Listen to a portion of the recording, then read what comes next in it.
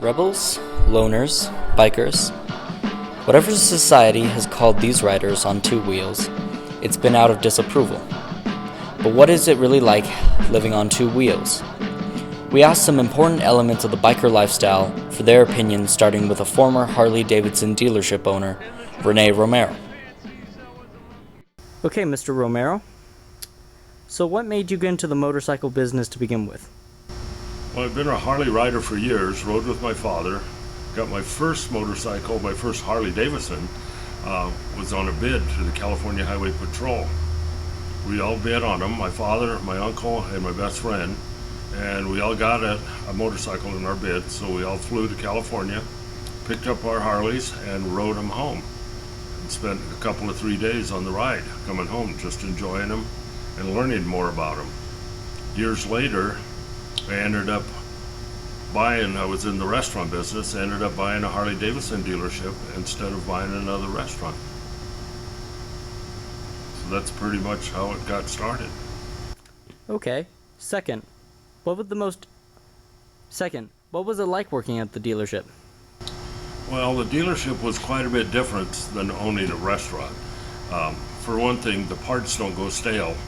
Right, but we met a lot of interesting people. Some people were real hardcore riders, like one percenters, like clubs, and some people were doctors, some were dentists, some were engineers.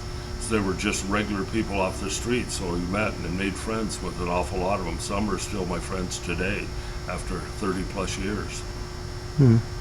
If you could go back to the motorcycle dealership business, would you do it? I don't believe I would to anymore.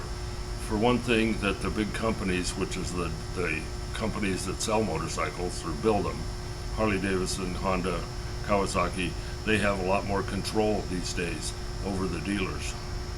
And so they make it a little bit harder where you have to, I don't think it'd be as good deal. I don't like that answer. I see. Thank you. After our interview with Rene, we sought out a talented motorcycle mechanic and former racer Larry Isles for his perspective. Yo, put it on down. Okay, Mr. Isles. First question. Why did you get into building bikes? I got into building bikes because it was a hobby. Yeah, I was 13 at the time. I bought my first motorcycle when I was 13. By the time I had it rebuilt, I was 14, and that was the age back then that you could start riding a motorcycle. So I've been riding motorcycles ever since I was about 14 years old. I rode them all the way through high school, and I've been working on them ever since. I see. Why British bikes? The British bikes, because, they were the fastest thing on the road back then. They were more popular than Harley-Davidson. The Japanese bikes, they didn't even start making them yet. They weren't imported or anything. So it was just either the English bikes or the Harleys, and the British bikes were faster.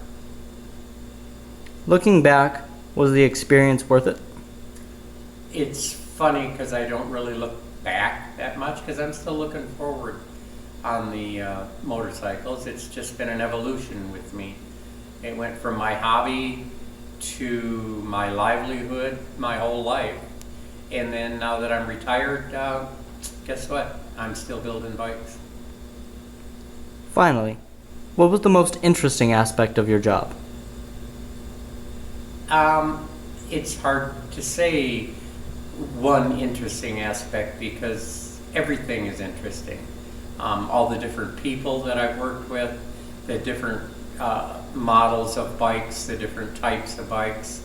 I've worked heavily on racing at one time, also restoring bikes and maintaining them. So it's kind of ever-changing, and the people are always changing. Surprisingly more normal than appearances seem. Bikers indeed lead an interesting and social lifestyle one can only replicate when they saddle up.